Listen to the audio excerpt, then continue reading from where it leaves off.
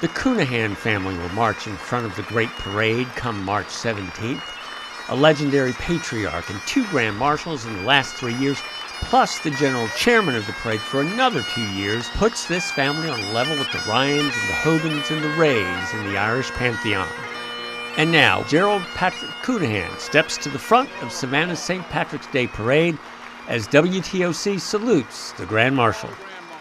Well, good evening, everyone, and thank you so much for joining us here as we are into the season of St. Patrick's. And of course, you are joining us with a room full of probably the most important Irishmen in all of Savannah here today, joining us here. But no one more important than this year's Savannah St. Patrick's Day Parade Grand Marshal, Jerry Counihan.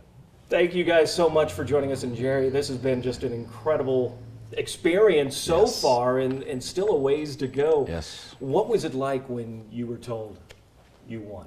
You're going to be the Grand Marshal this year. A special honor, a privilege, something that I'd looked forward to for many, many years, and didn't decide to run until I was ready. And of course, my brother Dennis decided 2 years prior to my decision, but it was just a wonderful experience to join such a grand tradition. Well, it was one thing to be announced as this year's Grand Parade Marshal, but also the investiture that you just are coming off of. What was that like, being paraded in front of all your peers? It was emotional, obviously, but there again, the word honor and privilege is scattered throughout your thoughts, and it's just very special that, and such a warm feeling to have friends turn out in such big numbers and family to be with you. Well, you mentioned the friends and family, and probably no one more special than one of the littlest person that'll be helping you out in this year's parade. Talk about that. Braden, my grandson, he's 5 years old. He attends St. Peter the Apostle School. He was a gentleman throughout the whole process, but leading up to the investiture, he would ask his father every day, are we doing it today? Is it time to do today? And but that was a very special moment for me, because 3 years, when he was about 3 years old, I tried to decide what I could do that he would always remember me. And when I was making my list out for aides, I said, I'm going to make him an aide, and he'll remember that the rest of his life. If not all year long, but leading up to St. Patrick's Day, every year in his life, he'll remember that. Well, as you said, this is all about friends and family and making that day so special for you. As we're moving through, and you mentioned your grandson going, is it the time yet? Is it the day? Is it the day? Well, the days will be coming, and your schedule is jam-packed as we are moving into St. Patrick's. And Bubba Edgerly joining us now. You are also this year's parade grand chairman. You've kind of worked your way up through the ranks here for the 195th year. What are you excited most about this year's parade? Well, this year we have a band from Ireland, the Omagh Protestant Boy Band. First time, it's a historic moment from Northern Ireland coming over here to march in our parade this year. And they picked Savannah. I mean, out of everywhere in the world, they picked Savannah to come and march in St. Patrick's Day. It is always amazing how people from Ireland want to be in Savannah to at least experience it one time in their lifetime. Yes, sir. Well, you also took a moment last Sunday to recognize a couple of ladies who really kind of lead the parade. Tell us about that. Well, there's really one. That's Miss Angela Coleman. The other one was my better half, Alicia Coleman. But Miss Angela, oh my God, what can you say about her? She is amazing. She is the backbone of the St. Patrick's Day Parade Committee. I mean, she has it down to a T of what we need. I mean, every one of these guys behind me know. They can ask her, she knows it right then and there. And you can't argue with her, because she is always right, because she's been doing it for years. And she's just amazing what she does. I mean, she does, if it wasn't for her, I don't know what we would be doing. It's a lot of work. I was hearing the laughs, but I was also seeing the head nods going, no, he's right. He's absolutely right. Yeah. Well, Grand Marshal, talk about your family. Obviously, this is, as you said, the family has been blessed to be a part of and lead the St. Patrick's Day Parade in Savannah. Yes. Obviously, starting your dad back in 1988, I believe, he was Grand Marshal, and then your brother. What was it like growing up in the Counihan household? Well, this St. Patrick's Day, you'll witness the 4th, 5th, and 6th generation in this parade.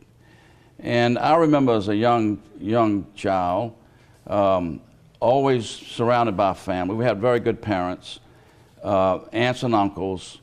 And one of the things that I will always remember, whether we were having dinner together, whether we were just sitting around together, always talking about what happened before I was able to participate, passed down from generation to generation, the traditions of the family, their love for Ireland, their love for St. Patrick, their love for their faith, and to celebrate the Feast of St. Patrick's Day every year on the streets of Savannah. My dad's sisters, only one sister out of 5 drove a car, but every St. Patrick's morning they would catch the city bus to come down to the cathedral, attend Mass, and watch the parade from the sideline. But I think what I would like to tell everyone, the importance of passing down the traditions of your family, the history of your family, your heritage, and the pride that you take in that. We do want to take a quick break. We'll talk more about the history when we come back as we celebrate St. Patrick's Day in Savannah.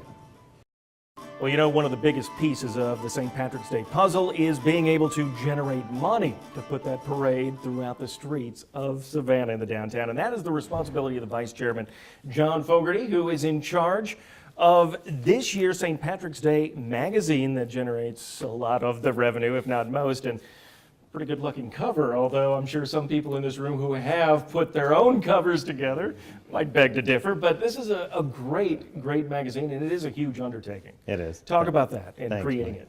Yeah, so when I was trying to decide what to do for the cover, you know, I looked at what the sole mission of the parade committee is, and that's to put on a parade to honor the patron saint of Ireland, which is St. Patrick.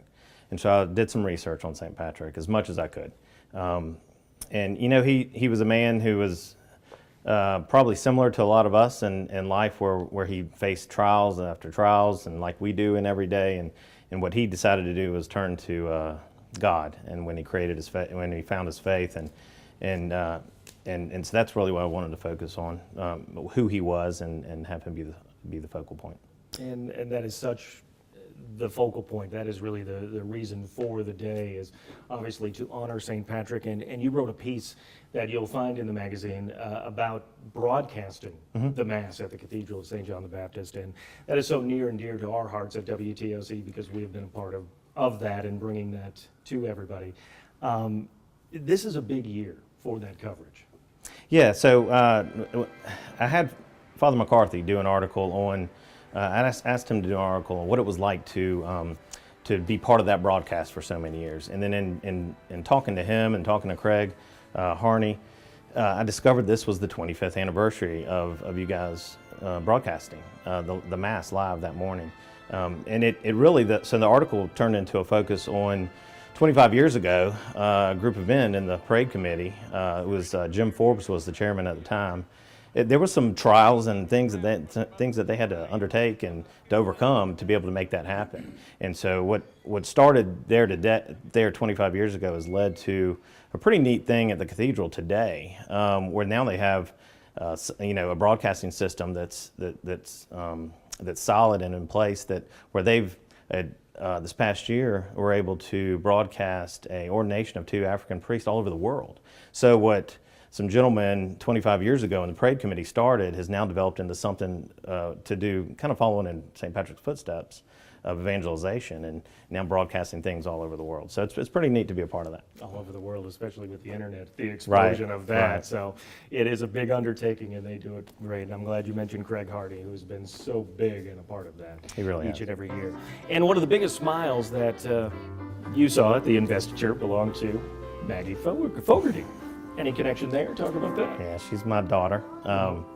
She's my oldest daughter, and she's a junior at St. Vincent's, and she had the only solo the other day. So, you know, Mr. Counihan said that it was an emotional day when you're a father up there and you see your daughter singing for everybody, and it does bring a little tear to your eye too. It was very nice. That chest a little bit It sure more does. as well. All right. Well, thank you so much for talking about this. Just a great magazine, Thank you. great put together. And I know, as I said, a lot of people have been involved in past years, and there's always that discussion, and it's tough to come up with that idea that everybody's going to agree with. So you did a great job. Stay tuned, everybody. We're going to have much more coming up, and we're going to be talking more with the Grand Marshal for this year's parade. Welcome back, everybody, as we are getting ready for the big day and the big parade throughout the streets of Savannah. But before it, there's so many events and so many things happening with St. Patrick's Day in Savannah. And that includes the WTOC coloring contest. And a lot of people don't know how nerve-wracking that actually is to pick the winning coloring contest applicant, I guess, for this. They're tough. It is very tough, and quite impressive. The talent that these young people have, particularly even the youngest entries, were very difficult to choose from. And as the age increased, it became even more difficult. But I think that they put their heart and soul in those drawings and paintings, and made it more difficult for us to choose. And there's a lot that goes into that choosing, not just necessarily how good the artwork is in terms of line and composition, but also a theme that they may have. We're looking for the theme.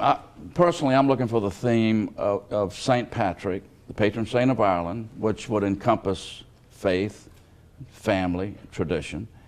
And those would be the aspects that I look for in a painting. And I found that. I personally found the message that I would be looking for. So that's where I chose from.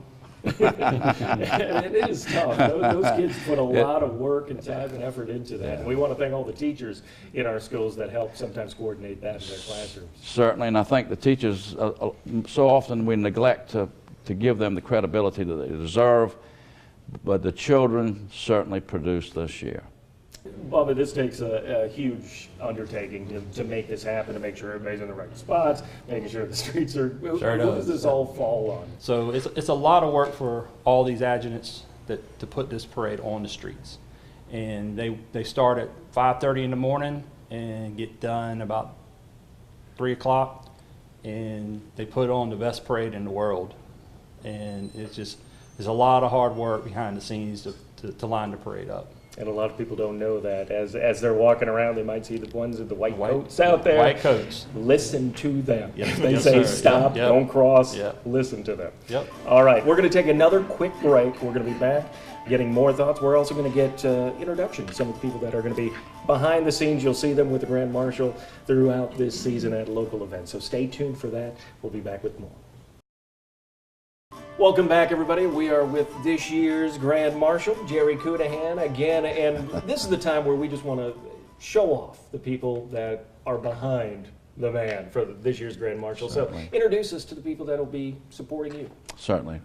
My first choice for aid was my first son, Michael Counihan. He's actually Michael Joseph Counihan IV. And Michael's he was the oldest. All of my children have been very close, but Michael has always been my fisherman. Mm-hmm. And he's helped me in a number of ways. My second choice, obviously, was Gerald Patrick Counihan Jr., named after me. He joined us when he was 3 1/2 with all of our escapades and has done a very good job. His son, Braden, 5 years old, was my third choice for an aide. And he's a wonderful young man. He's well-mannered. If you have the chance to walk up to him, he's going to put his hand out to shake your hand and introduce himself. That's the tradition that we've always taught the children. And the next person I chose was my brother Dennis Counihan. He's not here today. The next was my brother Brian Counihan, past chairman of the parade committee. Brian's been very, very helpful because of his background in the parade also. Next came Julian J. White. Jay's been a friend for many, many years, and he's a little expensive. He likes to eat, and it's sort of like that guy on Popeye. Always liked the hamburgers, and but Jay has been a good friend and a friend of the family, and I'm glad that he was able to take part with me. The key person, as far as an aide, is Michael J. Carbo. My relationship with Mike goes back to our fathers, and Mike and I entwined all through the years.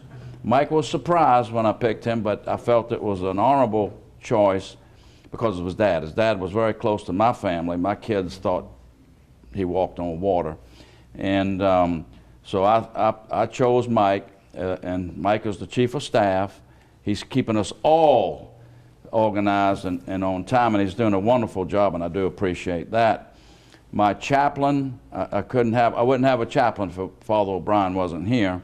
Father Patrick O'Brien is my chaplain, and he's baptized all of my children. He's confirmed them into the Catholic Church.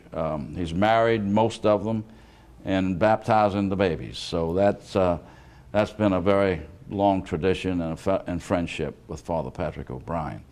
I did choose individuals that have touched my life in different ways, various ways, some through my children, some through me directly, and I identify them as special aides. And special aides is someone that I want to share this honor with. And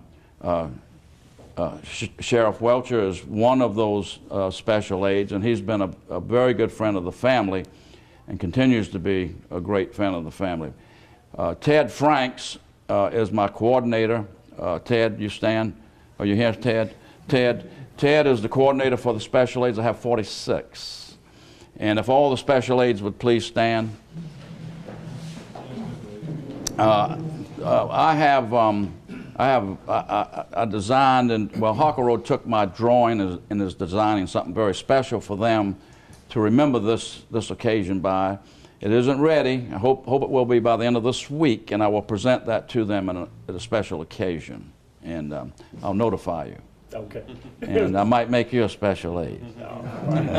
We'll make it 47. So I know you'll be there. But I want to thank all of these gentlemen for being a part of my life and sharing this very special moment. Well, we appreciate you, Yes. and all of you for being a part of this. And what's it like seeing your dad having this big moment as the head? Yeah, it's an incredible honor. When we were coming up with our grandfather, when he was Grand Marshal in '88, I was the same age. I was in kindergarten at Nativity then, which is now St. Peter's, just as my son is. So it's a very, very special moment for me, moment for the family, and we're just very, very proud. He's going to be one of the best Grand Marshals we've ever had, and we just hope we can one day, walk in his shoes. So. I was going to say, with support like that, you can't go wrong. Can't right? go wrong, yes. All right, we're going to come back with some final thoughts as we get ready for the St. Patrick's Day Parade in Savannah. Welcome back, everybody. We are sitting here with this year's St. Patrick's Day Parade Grand Marshal, Jerry Counihan. And Jerry, tell us about what do you think you're going to be thinking about? It's going to be an emotional time as you're going through Mass and then walking through the streets of Savannah. Certainly, it's going to be extremely emotional. It's getting emotional now. Thinking about it, and it'll be family, thinking about my past family that are not with us, the humbling experience to be the Grand Marshal. I told the past Grand Marshals at the investiture, and everyone present, that I take this very seriously, and I will honor and respect the position. I will lead the parade with dignity, but the memories will be flooding, through me. And you're just happy to have your family there Yep. supporting you every step of the way. And I will. So it's going to be difficult. It's already getting difficult. And you better stop. That's what family's for. But it is, and it's going to be overwhelming. But I'll be fine. I'll make it through. All right, it's going to be a great day as we're coming up, and we want to thank you for joining us for this. Salute to the Grand Marshal for this year's parade, and don't forget to join WTOC. That Saturday morning, we will be broadcasting live the Mass at the Cathedral of St. John the Baptist, and as we wait for the parade to begin after the Mass, we will be out there with some pre-parade action with our own Jamie Ertl, Cyrus Hanlon, and Ken Greiner, and then we're going to have pretty much the best coverage of the Savannah St. Patrick's Day Parade on WTO. So you can join myself, Don Baker, and one of the former Grand Marshals himself, Jimmy Ray, as we broadcast you the 195th Savannah St. Patrick's Day Parade. We'll see you then. Until then, Aaron, go Bro.